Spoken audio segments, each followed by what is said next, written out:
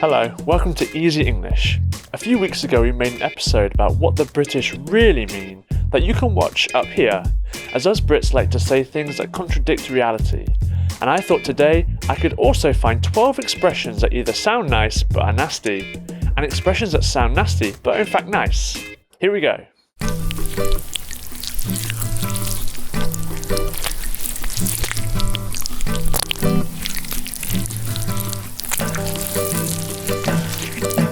You've been brainwashed. Ooh, a lovely wash. Maybe this one is still pretty gross in your mind. However, the term brainwashing was first used in English by Edward Hunter in the 1950s to describe how the Chinese government appeared to make people cooperate with them. Research into the concept also looked at Nazi Germany, at some criminal cases in the United States, and at the actions of human traffickers.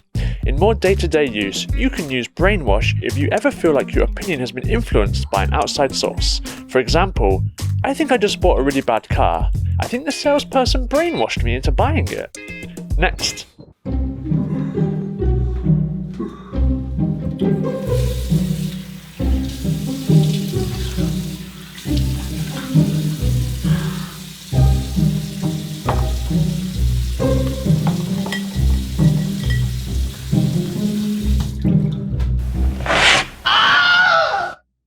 Cut your teeth.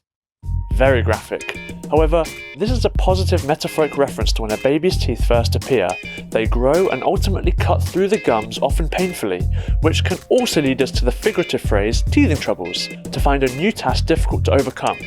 But back to the original expression, once the baby has cut its teeth, it's then properly equipped for all the important real-world tasks of chewing solid food, but metaphorically for tackling more complex problems in profession or life situations. For example, if I was describing my new job to someone, I could say, I love my new job.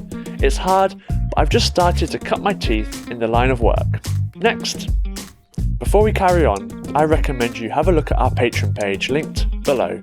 For as little as £4 a month, you can get a transcript and a vocabulary list that can help you to read along and define advanced British English words for this and all our previous episodes. For a few pounds more, you can also get video and audio extras such as outtakes and downloads of the episode with and without subtitles, and also access to our exclusive Easy English chats. Here, Easy, catch!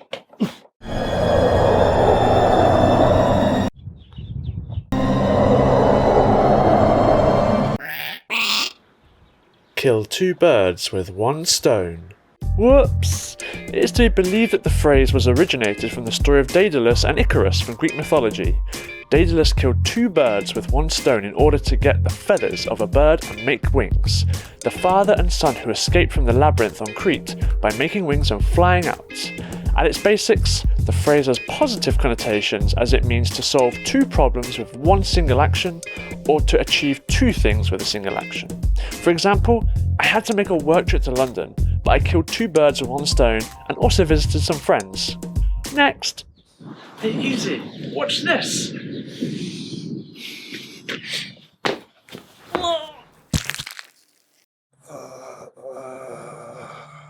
Head over heels. Crunch. Maybe you think this actually sounds nice compared to my literal example. Its core meaning is to be in love. This expression originated in the 1300s and describes an overwhelming and excited feeling of being in love. So much so that you feel you wanted to throw yourself into a flip or a cartwheel. In conversation, you would use it in place of in love. For example, I just fell completely head over heels for her. Next. Whee! Pulling my leg. The phrase to pull someone's leg originated from Scotland, originally meant to make a fool of someone, often by cheating them. One theory is that it derives from tripping someone by yanking or pulling their leg, in order to make them stumble and look foolish. You would mainly use it when someone is trying to fool you. For example, your name is also Mitch? Are you pulling my leg? Next.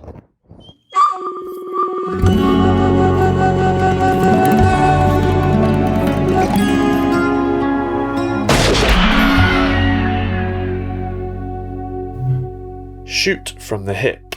Sounds quite cool, right?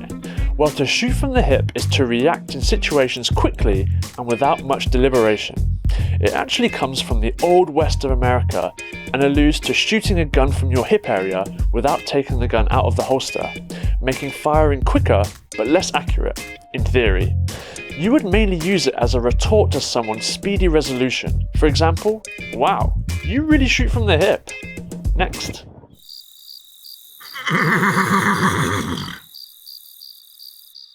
Straight from the horse's mouth. This odd phrase was first used in the 1800s in horse racing. Straight from the horse's mouth refers to information witnessed from the person directly concerned or another authoritative source. So, you would use it to validate a statement, either yours or the person involved. For example, Easy English will release its first free podcast soon. You heard it here, straight from the horse's mouth. Next.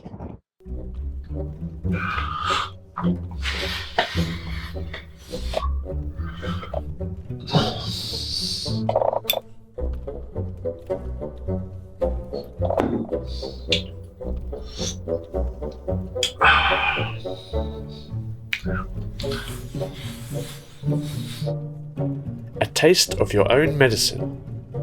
Now, you'd think if you made your own medicine, then you'd at least make it nice and tasty. However, this statement has negative meanings. The origin of the phrase's taste of your own medicine comes from Aesop's famous story about a swindler who sells fake medicine, claiming that it can cure anything. Then when he falls ill, people give him his own medicine, which he knows will not work. You would use it if your or someone else's plans backfire and the intended effect is felt by the sender. For example, I tried to get my friend into trouble, but I ended up getting a taste of my own medicine. Next.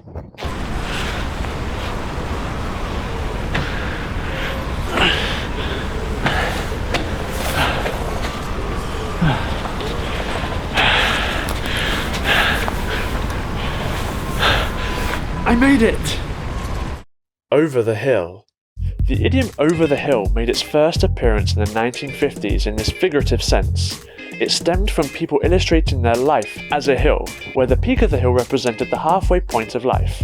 Once they had exceeded this halfway point in age, they were said to be over the hill of life. This is mainly used in the sporting world to describe athletes who have gone beyond their peak of physical fitness. For example, in my opinion, Lionel Messi is now over the hill. Next.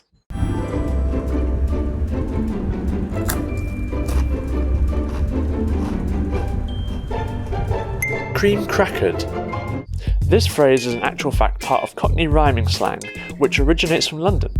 The Cockney dialect bases its words on rhymes. A cream cracker is a savoury biscuit which is often eaten with cheese in Britain, and the phrase cream crackered rhymes with the word knackered, which means to be tired or exhausted.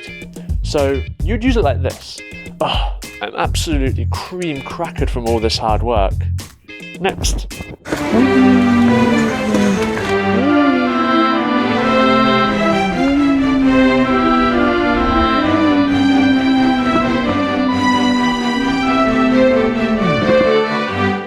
Get on your bike. Get on your bike, meaning to get on your bicycle, is an informal expression to tell someone to go away. It's usually used in disbelief as a request or statement. It was often used to berate opposing parliament members in the House of Commons. So, if someone asked you for an exorbitant amount of money, you could reply, "No way, on your bike." And finally, yes, beautiful. The camera loves you. Go on, shake it out. Wonderful. Gorgeous. Ooh, steamy. You're a tiger. Come on now, give us a big smile. Go on. By the skin of your teeth. Possibly the grossest of all the expressions, but it has a positive meaning. If you do something by the skin of your teeth, you only just succeed in doing it. By the skin of one's teeth is found in the book of Job in the Old Testament of the Bible. Job is a character in the Bible who undergoes an abundance of suffering due to a challenge that Satan has made to God and exclaims, "I am escaped with the skin of my teeth." So, if you can narrowly achieve a goal, you can say, "I did it, but only by the skin of my teeth." Disgusting. Did you know any of those? Or do you have any more sounds nice but is nasty phrases? Then let us know by writing in the comments below, and finally check out our Patreon page linked below, and we'll see you next time. Bye! It's then properly equipped for all the important equipped.